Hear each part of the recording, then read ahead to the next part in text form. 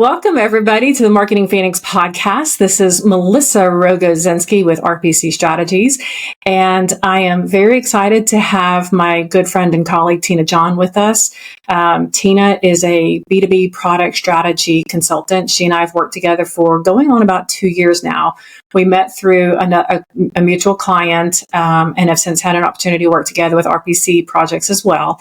And I'm really excited because this is the last podcast interview in our first 6-month series where we've covered the 6 pillars of growth marketing. So marketing operations, thought leadership, demand generation, brand awareness, lead management, and sales enablement. And so this is the last interview on the sales enablement series. We're going to take a couple weeks break, and then we're going to launch into a 6-month series all on sales process, sales workflow, and deal flow optimization. So with that, ladies and gentlemen, please meet my good friend, Tina John. Hi there. How are you? Thank you for having me, Rogo. Of course. Tina, I know all about your background, but why don't you give everybody a little bit of insight about you? Because you're not new to product. No, yeah. I actually started my career as a business analyst way back when, and I have spent the last 20 plus years in technology product management with a focus on innovation and go-to-market strategy. So I had the fortunate experience to be part of like an innovation team that brought like some new disruptive products to market. And that experience kind of shaped how I thought about customer need, market fit, and building products that really drive value for customers. So since then, I've led some global product teams and worked closely cross-functionally, like with sales, engineering, development teams, marketing, all to align on strategy, roadmap priorities, etc.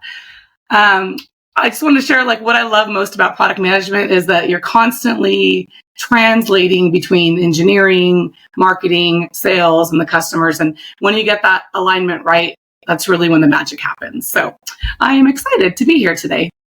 Well, that's a good way to start off then. So let's talk, because you've taught me a lot. So there's a big difference between product management and product marketing. So why don't we start with that? Tell our audience what is the difference between product management and product marketing?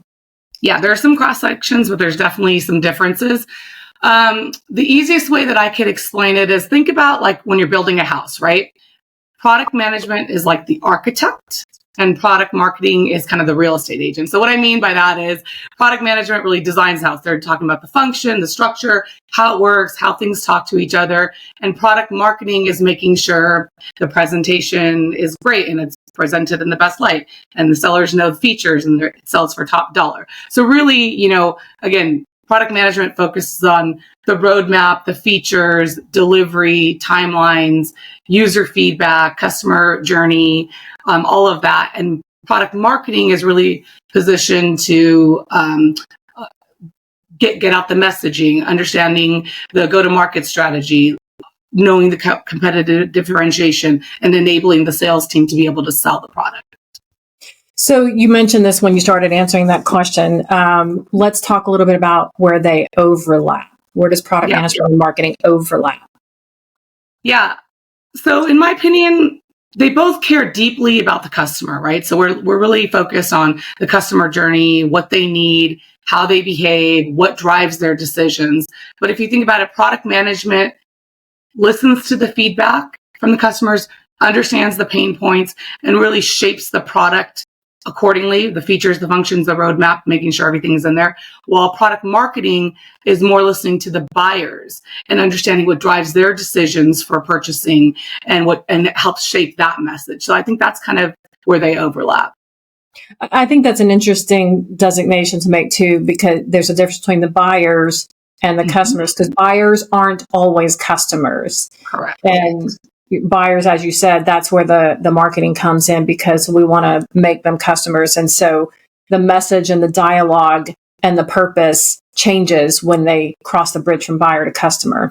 Absolutely. And I think it's really important for both product management and product marketing to have alignment on goals and KPIs and whatnot. So when they're aligned, then everything kind of runs very smoothly. All right, so let's dive into product strategy for the audience. So we've defined product management and product marketing. So when we talk about product strategy, Tina and I are talking about how we're leveraging different components of management and marketing for the ultimate goal. So let's talk about how product strategy supports marketing first. And more than definition, let's talk about some examples, because you and I have worked on some projects together. Yeah, absolutely. Absolutely. So I think to differentiate between the two, right? Product management really helps provide that clear vision, a clarity of roadmap, features that are going to be in different releases, and the release timing. So the growth of the product and the strategy of the product and the function. Product marketing helps aim the messaging with the right story to the right audience with the right value proposition. So they know the personas, they know the messaging, they have proof points, they're using case studies to both inform the strategy in that sense. So let's talk about some examples where you've been involved, say, in developing a product management strategy. Yeah, absolutely. I mean, I think that there's a lot of the alignment between the two, right? Product managers are building features and functions that really drive customer value. Product marketing is the one that's there to understand that they understand everything.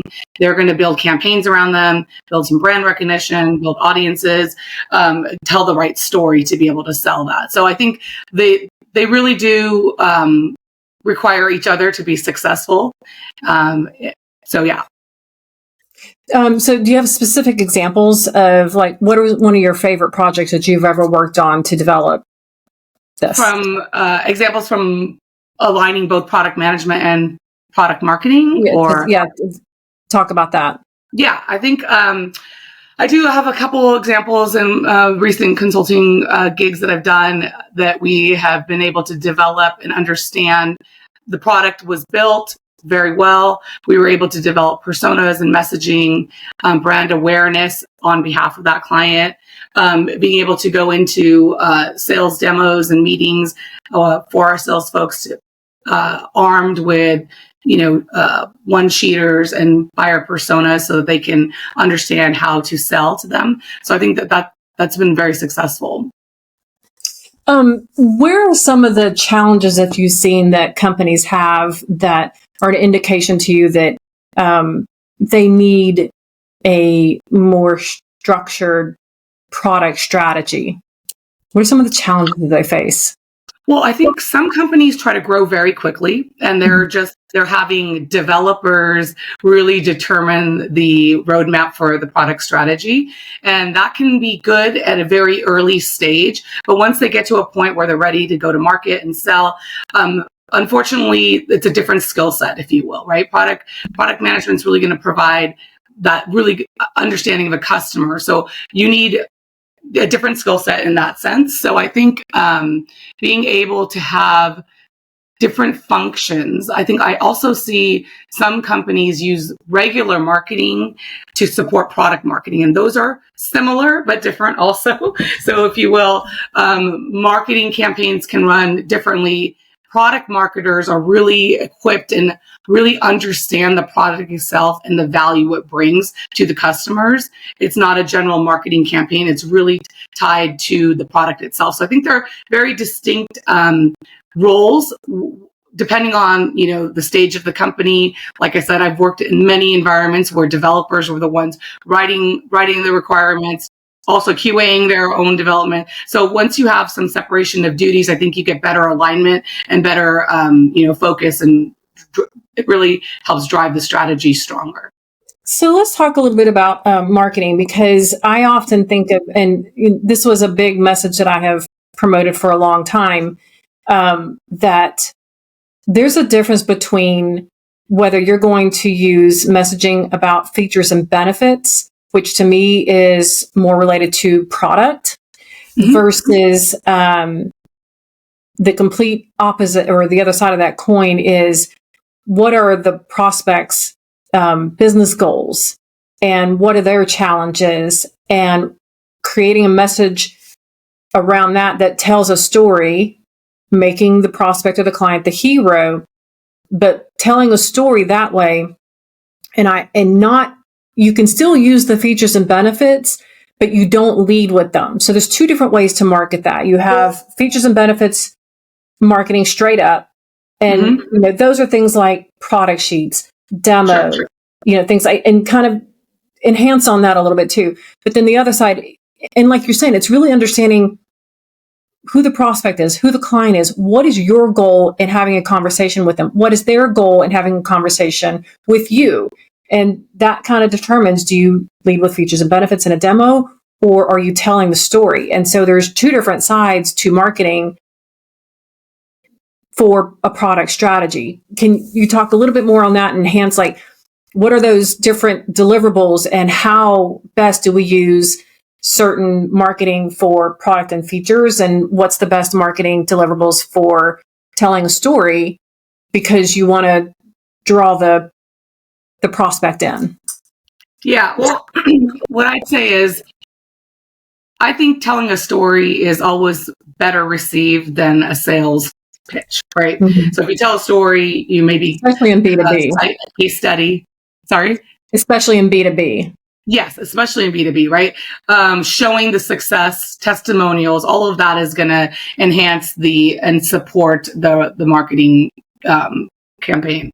I think that there is a time and a place for features and technology and how that meets the customer's needs. And that's usually when you have somebody functionally who's going to be doing the job that you're trying to sell the product for in the room, right? So I think it all goes back to understanding who's in the room and who you're talking to, right? So if you're talking to a chief revenue officer or a CEO or a founder of a company, you're going to spin and you're going to present your proof points differently than if you were talking to a chief technology officer or a head of an operations team, which this product would be enhancing. So I think you gotta deliver your messaging differently depending on who's in the room and depending on what their personas are, what drives them. Is it sales? Is it customer retention? Is it product uptime? Whatever it is, right? You need to understand deeply what really drives them and really tailor that messaging to them.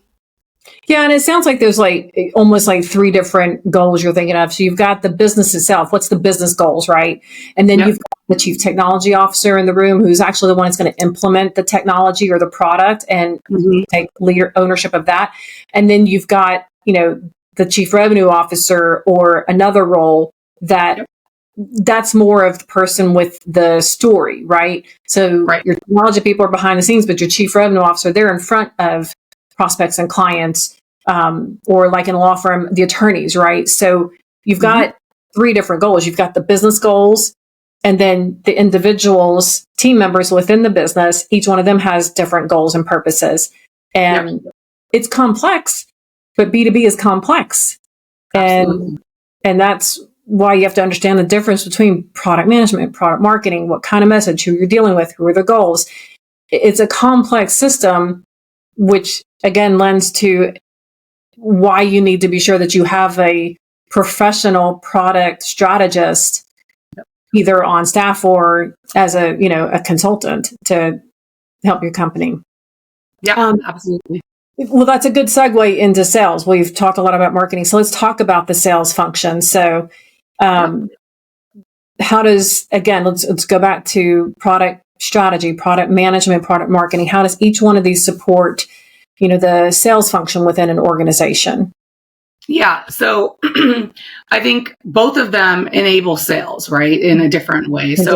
I think if you think about it, like sales is your front line to your customer once the product is out in the market, right? And product management and product marketing both kind of are their supporting or intel team, if you will. So product marketing gives your sales reps or your sales team the tools to go out there, to the battle cards, the talk tracks, the demo decks with, all of that, the objection handling. The product marketing team is giving the sales team the tools to go out there, where product management is giving them the information or the truth, right? What's coming? What's changing? How does it work? What is technically needed? All of that is kind of coming from, product management.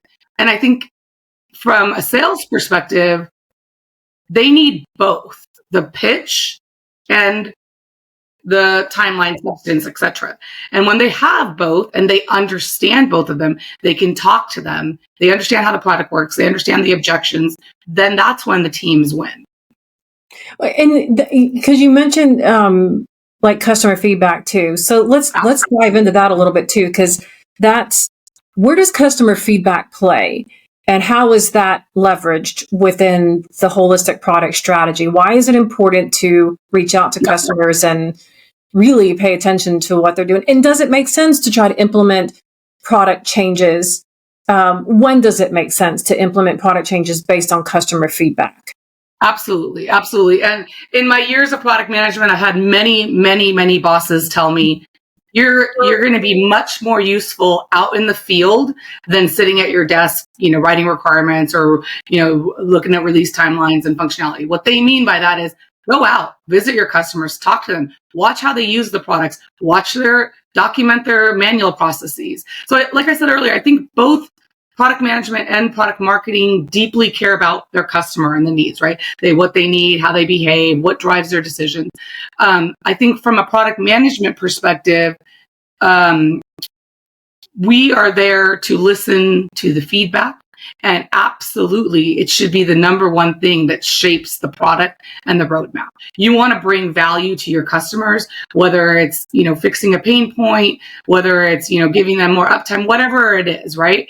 Mm-hmm. And I think that's across both disciplines. Product marketing is going to be listening to them and understanding their pain points to help shape the way they message and the value prop that the product brings. So absolutely 100%, understanding the voice of the customer, understanding where their thoughts are, where their pain points are, where we can improve the process. All of that feedback should be brought into the feedback loop, brought back to the business stakeholders to prioritize how the product is shaped going forward in the next quarter, next year, etc. Yeah, I know that we in RPC, we've gone through that process twice. So from the time that I started in 2019 and I came out of the gate with 3 different types of marketing strategy packages, that was successful for the first year and a half. And then the pandemic hit and I was able to drive a 7-figure pipeline, but I couldn't get anything closed. I remember the first time, and I didn't call it product strategy at that time, but this is what I was doing. Mm-hmm. I had to take a step back. I printed off all my brochures. I shut down all my technology. I left. I took a notepad and I went to a restaurant, had lunch. So I had no technology, no distractions. I had all my notes, my notepad, my printer, and I started thinking, what are they telling me? And when I got quiet with myself, I realized they were telling me, we do want to hire you, but here's what my budget is. And I'm not prepared to commit to a 12-month contract. Mm-hmm. And so I asked myself, okay, well, they want to spend money with me. They want to hire us. They believe in us. So what am I willing to do for that price? And so that helped me to restructure our service offerings. Mm-hmm. And that's where I developed 6 different packages. And I came up with 6-month contracts, and I came up with, the 30-day termination clause, and we came up with a 30-day, what we called a hibernation clause because of the pandemic, and it was so uncertain. So we came up with new services. We came up with different pricing. We spread it out. We came up with better contract terms, and that worked. And about a year later, we started picking up business again. Or 6 months after that, we started picking up business again. So, and then again, a couple years after that, I reiterated again. I was like, all right, so we've matured. We're at 5 years, whatever it was. And I took a look at everything that we'd done and all the clients that we'd had in the first 4 or 5 years. And I looked at what was the common denominator. What are, of all the things we offered, what are the things they really asked for consistently? And so I, again, stepped away and I created one package, one growth marketing package that had all of these things in there because this is what everybody's asking for. And I had a client at the time that we still have now that really kind of became the sandbox. And it's been working really well for them. But then that's where we also created, so I only have one marketing package, not 3, not 6, 1. Yeah. I came up with a la carte services because that was something new people were asking for us. They wanted to hire us. They wanted to test out the waters. But hey, I think I only need social media. Okay, well, here's what we could do for social media for 6-month contracts. Or we actually just finished a competitive intelligence project with you. So let's talk a little bit about kind of how you've separated product strategy into sales enablement, product vision and roadmap, competitive and market research. But we were able to offer a la carte services. And for this time in RPC's life, that's what's working now. And that's what's helping to have better conversations, better sales conversations. And I can kind of piece together different solutions. And I think, and it's not so much about RPC as it is paying attention to as your own company is growing. And it's about every 2 years, taking a step back and listening to the customers. How has the economy evolved? How have your customers evolved? How have you evolved and matured? And do you need to revise your product strategy? And if so, how? So let's talk about kind of the 3 pillars that you've developed for product strategy. Sales enablement. Let's talk about that first. You develop a sales playbook, battle cards, sales training materials, scripts, and templates. So talk about that. Like, how do you decide that that's what a client needs? And how do you develop that kind of strategy for them? And then we'll move on to the other 2 that you've developed. Yeah, well, I think sales enablement usually occurs towards the end of the cycle of a product development. So you have a product that's developed, you want to go out to market, you want to enable and equip your sales team with all the information that they need to be able to sell appropriately. So all of those tools that you mentioned, battle cards, objection handling, all of that comes through the sales enablement kit. It really allows them to get out there, to understand the product, and to get out there and feel confident in the selling process. All right, so let's talk about product vision and roadmap. So you've got product vision and strategy, product roadmap, customer voice. We've been talking about voice of the customer for a bit, and product prioritization framework. Discuss all those components. Yeah, so I'll try to be brief, but essentially, like I mentioned earlier, many product teams start with an idea from a CEO or founder and says, hey, it would be great if we filled this gap in the market. He or she will hire some developers and say, go build it, right? And which is a great start. But at some point, teams need to take a step back and understand their product strategy. Like, what is the goal? Where do we want this product to be? How far, advanced do we want it? And really, how we get there is understanding what our customer base needs and the needs and the wants of them. I can share a story with you. Back earlier in my career, we did what we call a day in the life. So we would go just to our customer sites and just observe, the functions and the people that were playing those roles, right? Whether it was operations, whether it was sales, whatever product we were bringing to market, we just observed them for the full day. We'd take notes, we'd take pictures. I came back one day, I was working in the ticketing industry. It was a college athletics sales department. There was all these people. They had Post-its all over their monitors, and that was their funnel and their sales process. And I thought it blew me away. And I took pictures and I brought it back to the product team. And I was like, we could implement a very easy process that can automate a lot of this, and obviously reduce errors and increase their time to do this, decrease the time to do this. And by showing them that I was there and I watched and I saw how the communication, they were yelling across the room to other people, it really, really helped the team understand the problem they were trying to solve, right? It really made it real. So I think from a product strategy perspective, absolutely getting that voice of the customer, understanding what works well too. We're not only here to hear the negative. We do want to help with the pain points, but we also want to hear like, hey, that integration, that saved me, 30% in time or whatnot. So I think being able to understand your customer, the customer need, the gaps. I also want to say product strategy also includes a win-loss analysis, right? Sales may go out, they may sell, they may lose to a competitor. We want all that information. That is gold to us, right? Why did they choose us over, or why did they choose a competitor over us? Where are we lacking? That will help drive the product strategy. Or, was it a cost? Was it a pricing issue? So these things are all things that you want to always be out there gathering all this information and bringing it back into your funnel.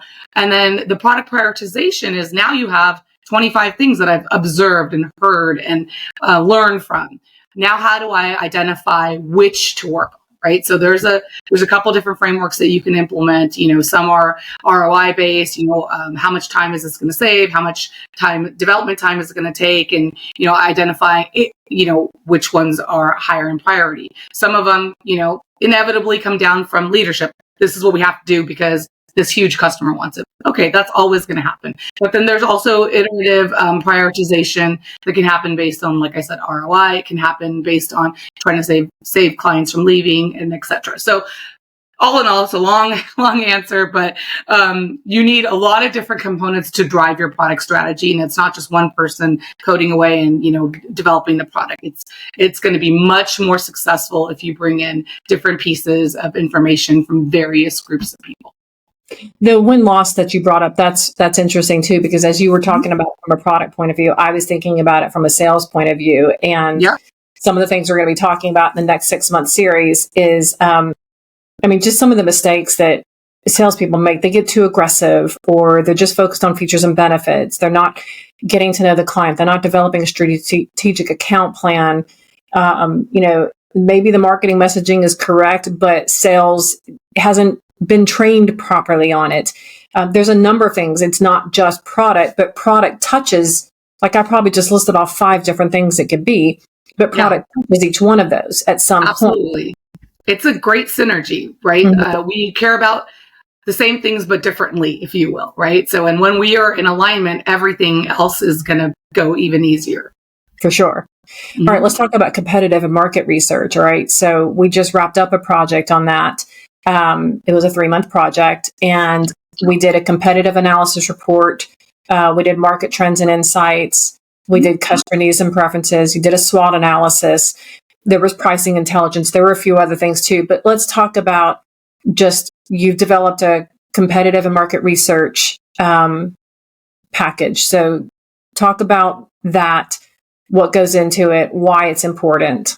Yeah, well, competitive intelligence is always important, right? Whether you're bringing a new product to a new market or you're enhancing your product, trying to capture a different market share. So I think it's really important to understand the landscape and the total addressable market that you're going after. So understanding what market you're after, how big is it, how to attack it, how are other people doing it successfully, how are other people positioning themselves, what's resonating in the marketplace. So these things are very important as you bring a new product to market.